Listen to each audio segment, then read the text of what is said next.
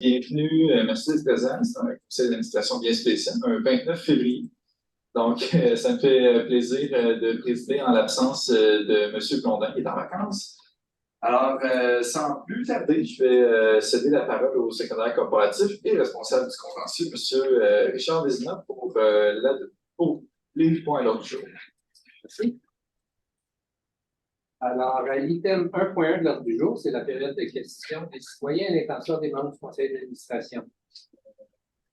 Comme que nous n'avons pas reçu de questions par courriel pour ce soir. On m'informe également que présent dans la salle, M. André Simonson, qui voudrait s'adresser au conseil. Je vous invite à vous avancer.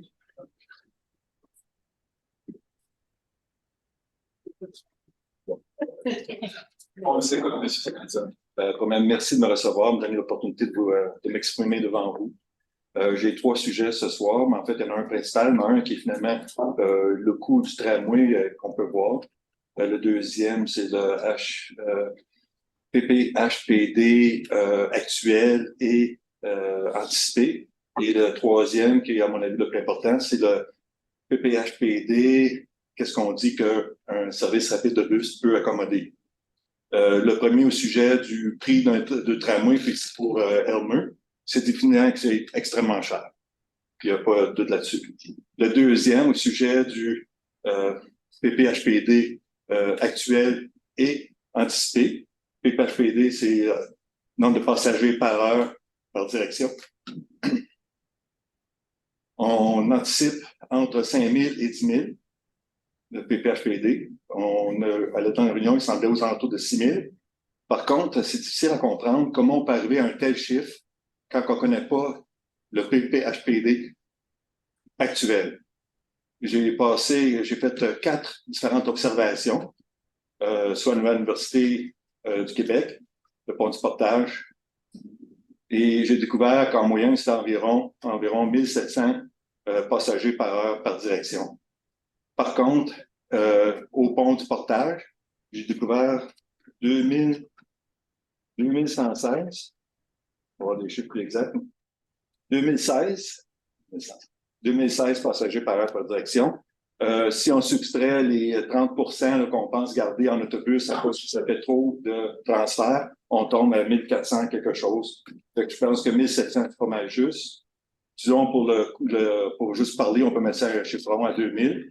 Je dois dire que cette observation-là, particulièrement au pont du Portage, juste sur l'autre côté, sur le côté d'Ontario, ce matin-là, à l'heure de pointe, bien entendu, j'étais à 1h30. Les autobus étaient très propres. C'était la suite de 2-3 semaines qu'il n'y avait aucune slush, rien. Puis le soleil était dans la bonne direction. Je pouvais réellement calculer le nombre de sièges qui étaient vides parce que la plupart des autobus étaient pas pleins. J'en ai eu peut-être juste un qui était vraiment plein. Le reste, il y en avait certains 20 passagers peut-être dedans. Fait que c'est une chose peut-être à vérifier. Moi, je suis pas un ingénieur, mais c'est facile à compter. Mais pas de volontaire, c'est d'avoir plus de data là-dessus. Je pourrais y aller 5 jours de suite s'il faut pour ramener des bons numéros. Je trouve ça, entre autres, drôle que dans le rapport 6, on mentionne pas c'est quoi qu'on a actuel. Comment peut-on évaluer dans le futur quand on connaît pas l'actuel? En tout cas, qu'on ne prononce pas dans le rapport 6. C'est dur à juger de la chose. Quand il s'agit, en troisième lieu, le PPHPD d'un SRV, qu'on dit de 3000, je me demandais où il avait pris ce numéro-là, d'où ça vient ce numéro-là. J'ai découvert un document de WSP okay, de Edmonton en 2016, puis il référait à notre Apibus. Il parlait de 3000. Fait que j'assume que c'est de là qu'il vient le numéro. Mais soyez assurés que notre Apibus, c'est pas un RCRB, c'est en fait juste 1 à 2 prérequis selon l'Institut du transport développement policy. C'est juste 2 sur 5 prérequis. Un prérequis qui est en fait la principale, c'est des lignes privilégiées pour l'autobus. Pas d'autres mots. Fait que qu'est-ce qu'on avait trouvé, c'est ça, à Calgary Transit, le Calgary Transit est un document comme la STO, eux, ils avaient 12 000. C'est 4 fois plus que le 3 000 qu'on dit ici.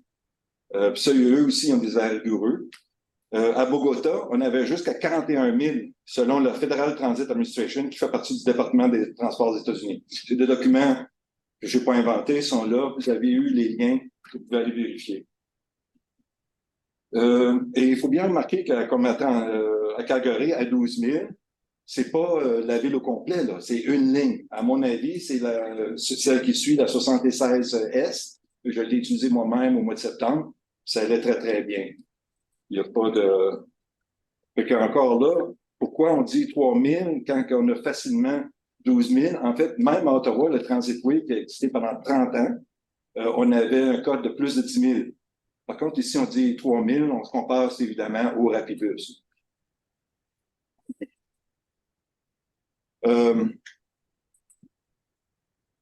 C'est vraiment étrange, les différences de numéros. Ça se donne à là un peu. Une chose que j'aimerais dire, une des choses qu'on porte un peu comme... Juste en conclusion. Oui, c'est ça, j'arrive, c'est là.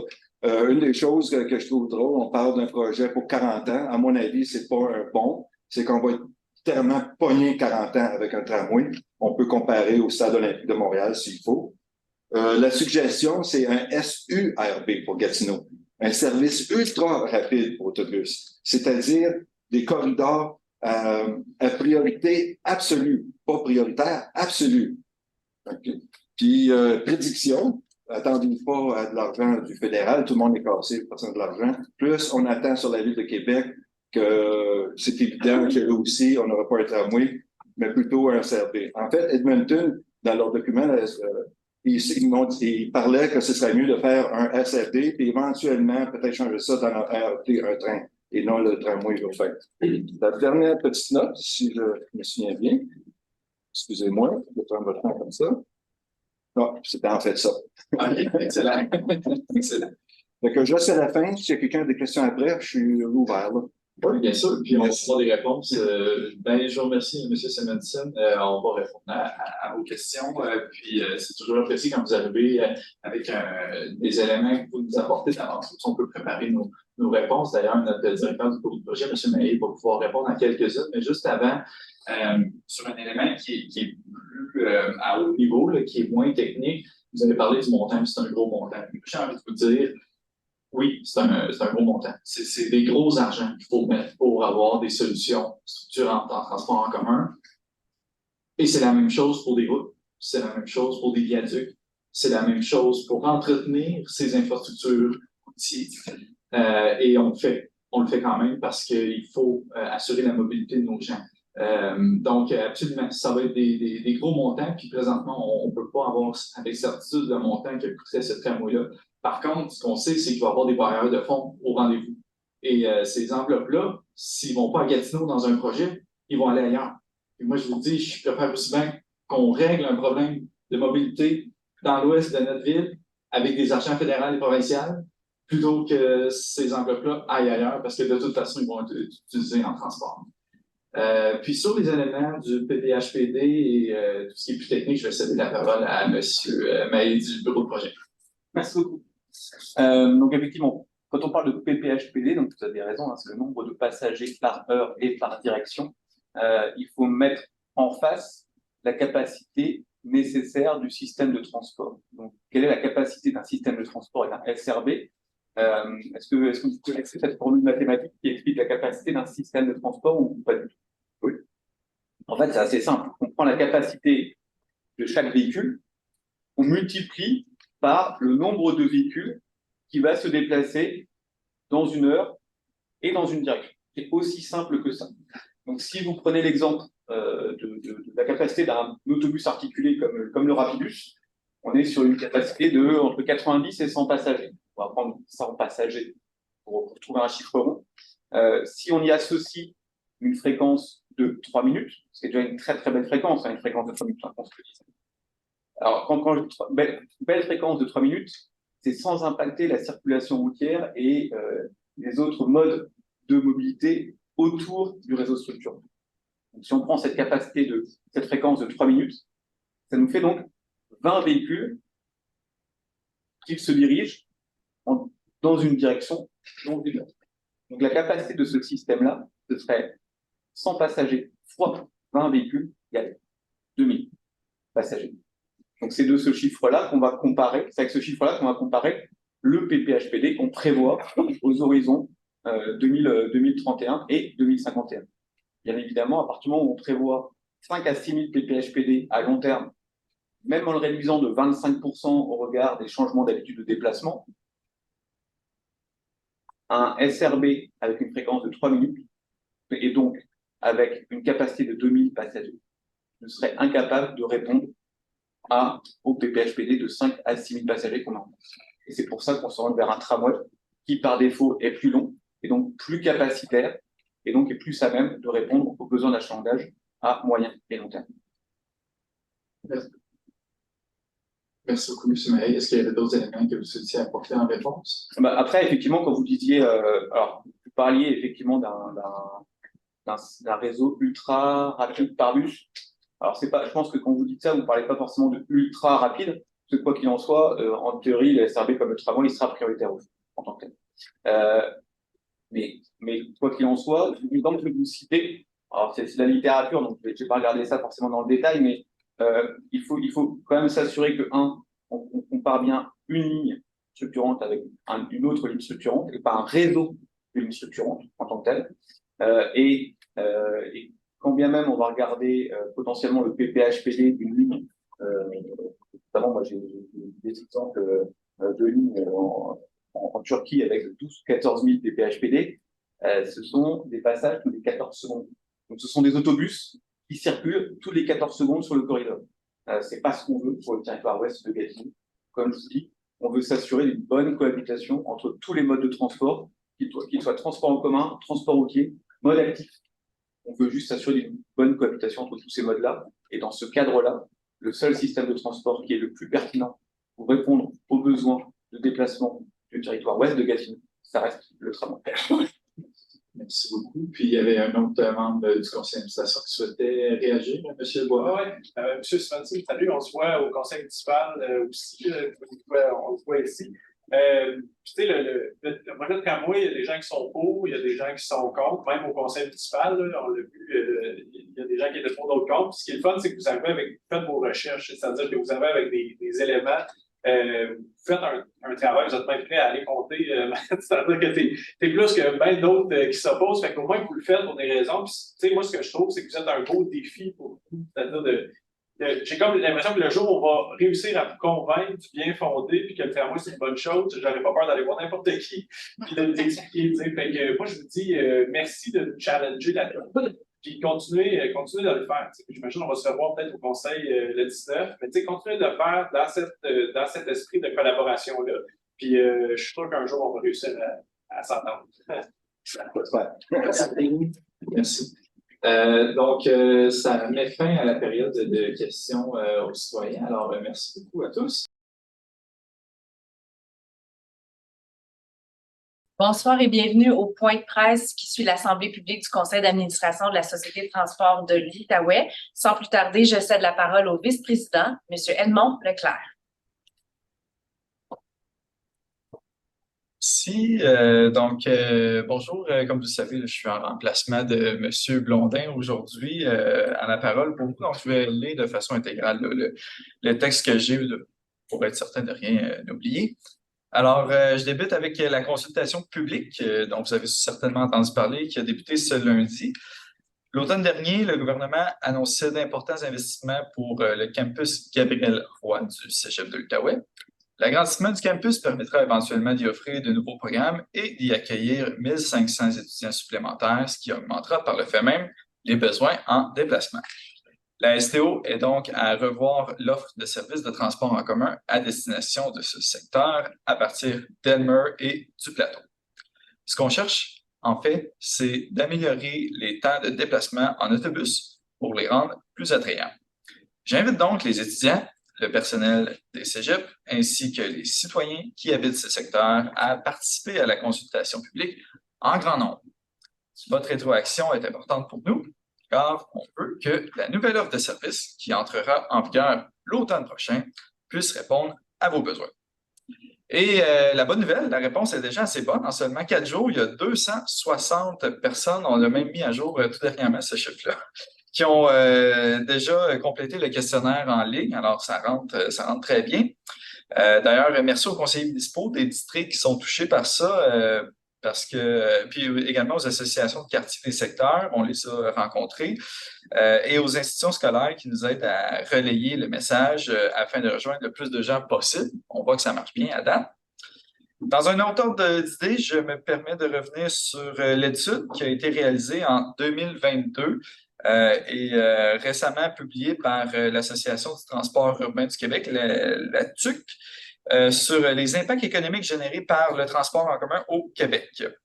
En prenant connaissance des résultats, on réalise encore une fois à quel point le transport en commun est un important vecteur économique, et ce, tant au niveau régional que provincial.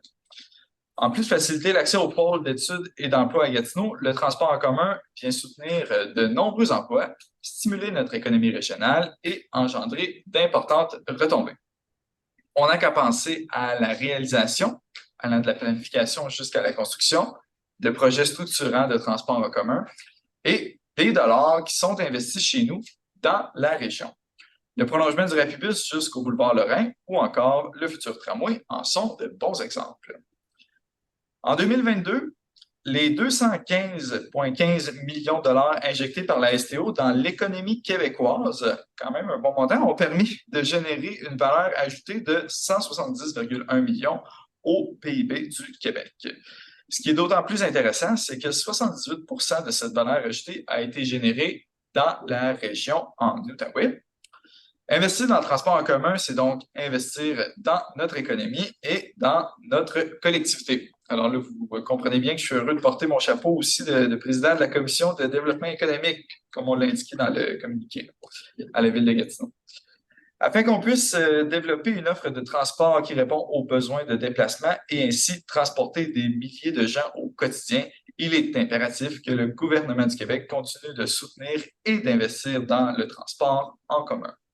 Pour consulter les résultats de l'étude, je vous invite à vous rendre sur le site web de la STO. Merci. On prend les questions? Certainement. Excellent. Alors, on en avait... Je vois Anne-Charlotte Carignan de Radio-Canada. Bonjour, je me suis dit que j'utiliserais la main, ça va peut-être être plus facile pour la conférence de presse. Ma première question, j'en ai deux. La première, pourquoi laisser tomber le projet de Parcobus du plateau? Est-ce que c'est pour une question d'achalandage? Qu'est-ce qui explique cette décision? Ben, c'est une bonne question, là. C'est un projet qui date quand même et qui ne s'intègre plus vraiment là, dans la stratégie actuelle, mais là, je vais peut-être plus laisser les éléments historiques, là.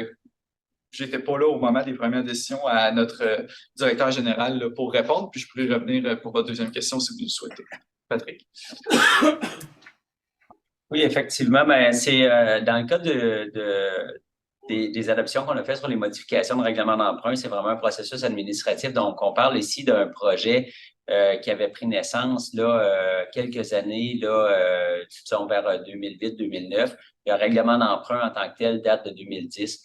À l'époque, ce qui était projeté, c'est d'acquérir un terrain à l'angle des grives et allumetières pour y établir un parcobus, pour que les gens puissent aller s'y rendre en voiture et prendre le transport en commun à partir de là vers la destination des centres-villes. Il y a eu à l'époque, là, donc 2010 à 2012 environ, là, il y a eu quelques éléments, là, quelques obstacles pour l'acquisition même du terrain. Et on se souvient par la suite, on a entamé les études d'opportunité en 2011 pour le projet structurant dans l'ouest de Gatineau. Donc, à partir de ce moment-là, la stratégie qui était déterminée, c'était davantage là où on établit des parcobus, de les établir en périphérie du réseau, plutôt que d'amener les gens à faire une grande partie du trajet en auto, donc contribuer à la congestion routière et d'aller prendre un parcobus à mi-chemin. Donc, c'est pour ça que l'établissement là où le secteur où c'était considéré, donc plus à l'est du secteur du plateau, ben, répond pas vraiment aux orientations de planification qu'on a maintenant. Il n'y avait pas eu de dépenses à l'époque, donc c'est vraiment là, une fermeture administrative d'un règlement d'emprunt. Je vous remercie pour votre question. Puis, j'aurais une dernière question, là, vraiment. Je m'excuse du son ambiant là, de la salle des nouvelles. C'est correct, on vous entend bien. Parfait. Il y a un mois à peu près, la STO annonçait qu'elle réduisait ses horaires en semaine. Je voulais savoir si vous pouviez faire le point sur si les échéanciers là, qui ont été annulés, les lignes qui ont été annulées vont revenir. Et en fait, qu'est-ce qu'il y en est au niveau du recrutement du personnel? C'était l'enjeu qui était soulevé à l'époque. Oui, bon, ben, à ce moment-ci, là, pour ces questions-là, je vais céder à nouveau la parole au directeur général. Oui. Merci. Donc, effectivement, on se souvient que la mesure visait surtout à amener une plus grande prévisibilité. C'était près d'une soixantaine là, de voyages qui étaient retirés de l'horaire pour amener une plus grande prévisibilité sur le réseau. Donc, ça nous a permis là, d'éviter des annulations qu'on n'aurait pas pu communiquer à l'avance. Ça, c'était le 19 janvier. On a toujours eu, là, quand même, dans les journées subséquentes, on savait que d'autres annulations, quand même, de façon plus ponctuelle, allaient demeurer. Ça a continué, nous, on le suit là, sur une base quotidienne. Maintenant, on commence à voir maintenant là, le résultat des embauches. C'est on a plusieurs chauffeurs qui ont commencé dans les dernières semaines et puis on commence à voir les résultats. Pour l'instant, c'est encore préliminaire hein, parce que la mesure est assez récente, mais on voit une certaine amélioration. Donc, les défis de main-d'œuvre se poursuivent. Comme on l'a mentionné, là, on retourne sur le marché pour donner un autre mandat à un chasseur de tête pour aller recruter davantage de chauffeurs. Donc, ça porte ses fruits. Puis, j'en profite justement pour rappeler à tous ceux qui sont intéressés, là, la STO est un endroit intéressant pour poursuivre sa carrière. On a toujours besoin de chauffeurs, donc vous êtes les bienvenus. Donc, pas de projet de rétablir là, les trajets qui ont été annulés. Mais en fait, c'est ce qu'on va voir parce que on veut s'assurer que le service va être plus stable. Avant de les ramener, on veut les ramener, c'est l'intention de les ramener à l'horaire. Ça, c'est très clair, ça a été établi depuis le début. Maintenant, ce qu'on veut éviter, c'est de les ramener puis que finalement, pour certains facteurs, parce que nous, on change d'affectation, on a une affectation d'hiver, après ça, on a une affectation de printemps, on tombe à l'affectation d'été. C'est important de s'assurer qu'il y a une bonne stabilité sur le réseau. Donc, oui, l'intention, c'est de les ramener. Quand on va les ramener, on veut s'assurer qu'on ne se retrouve pas encore à les annuler. Puis l'important ici, c'est vraiment d'amener la stabilité, la prévisibilité et la fiabilité pour la clientèle. Merci. Je crois qu'on avait aussi Yannick Boursier de TVA Gatineau qui avait une question.